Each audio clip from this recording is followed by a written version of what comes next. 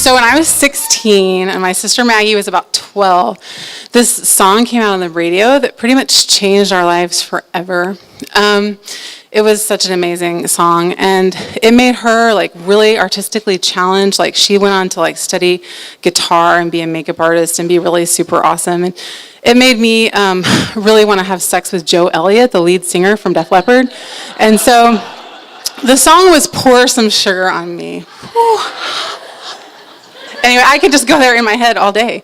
So I flash forward like 10 years later, and we had our sisterly life like people do, where you're like, man, I'm going to fuck you up. And you have these episodes where you don't get along. And then you're just like, you know what, let's have a bonding time. Let's have a hangout time. Let's like reconnect. And so we went to see Def Leppard and relive our youth at the Fairgrounds Pavilion. It was so exciting. And so we had some cocktails, and we watched the band, and we watched the guys in front of us try to keep their girlfriends up and not get a hernia, because it's been 10 years and 3 kids. And then, like, because Maggie is still a musician and a groupie, and she's super savvy, she grabs me, and she pulls me behind the building, and just as this gate's closing, we get back there, and we get in the meet and greet line to meet Joe Elliott. And, like, when I'm only, like, 2 people away, I'm like, oh, my God, if he would only raise his eyebrows, like in the Pour Some Sugar on Me video, I would die. And then he totally did. I had my first public orgasm. It was a small one, but it still counts. And so we go back to the car, and I'm like, it's time to go, let's go. And she's like, no, wait. And I'm like, no, let's go. And she's like, let's wait. And I'm like, fine, you smokers that don't like traffic, we're waiting. And then she's like, let's go. And I'm like, no. And she's like, yeah, like, let's go right now. And then I see a caravan, a tour bus, a town car. Let's go now.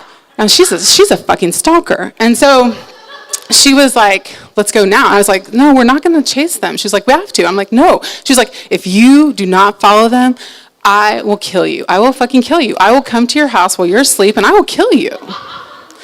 And I was like, oh, man, that's kind of harsh, you know? And so at first I was just like, that's ridiculous. I'm not going to follow them. And then I thought, you know what? This is really about sisterly connectedness and bonding, and if a little light stalking will help really reunite us, I'm totally down with that. So I get in the car, and we drive and follow them to the downtown DoubleTree. We walk into the lobby. We are on leopard safari. We are looking for leopards. And, like, we immediately get a one-armed drummer to our left. Yes. And then I find he was, like, on, like, a house phone. He was just being chill. And we're trying to act like people who do not want to be arrested. You know, we're like, oh, yeah, we're staying here. And so on the floor, I pick up this random piece of paper. It is a list of their real names, their pretend names, and their rooms. Somebody was a little cavalier. And so we have this list, and we're on our way to go stalk them a little further. And then we meet in the lobby this crazy, really nice lady. Her name was Inga. She was like 6'2". She was like a sexier, less Dalmatian-killing Cruella de Vil. And she was like, oh my God, yeah, I'm here from Dallas to see this show with my friend Veronica. She's a dominatrix for Vivian that's in the band. And I'm like, oh man, we probably have to scratch Vivian off our list then. So we knew that wasn't going to happen.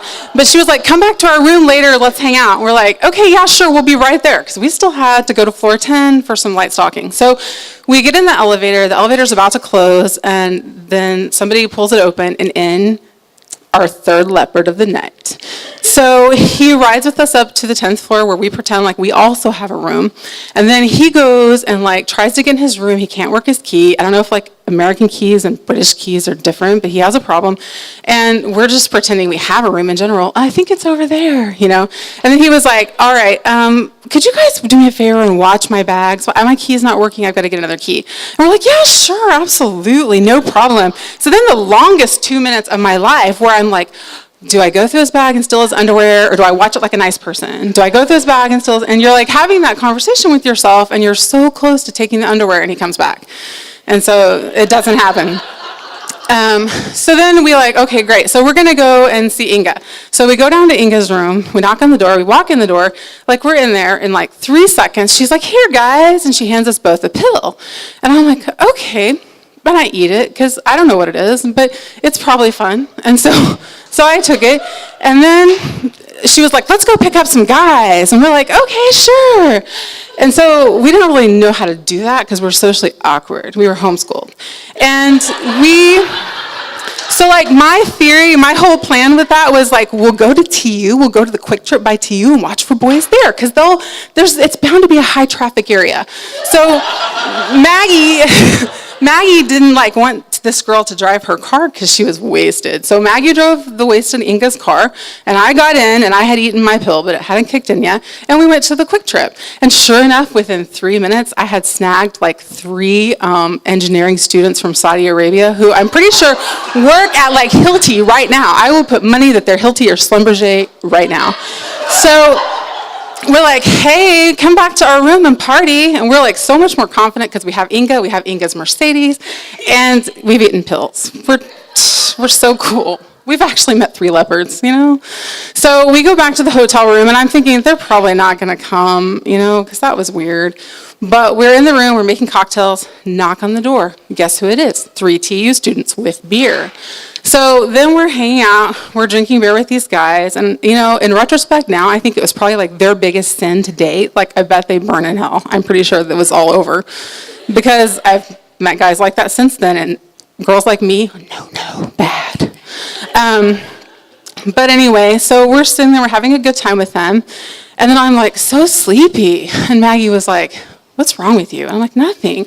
She was like, no, something's wrong with you. And she was like, did you eat that pill? And I'm like, yeah, didn't you? And she was like, no. Then I get a 10-minute lecture from my younger sister about how we don't take drugs from strangers. We take them home and look them up first. And so apparently I was supposed to censor that pill and eat it later. But I didn't know. No one told me. It was probably just my first jumbo Xanax. Who knew? And so then we're hanging there, getting ready to go. And then there's another knock on the door. And I go and I answer because I'm helpful that way. And you know who it is? It's Veronica, the dominatrix, my very first dominatrix.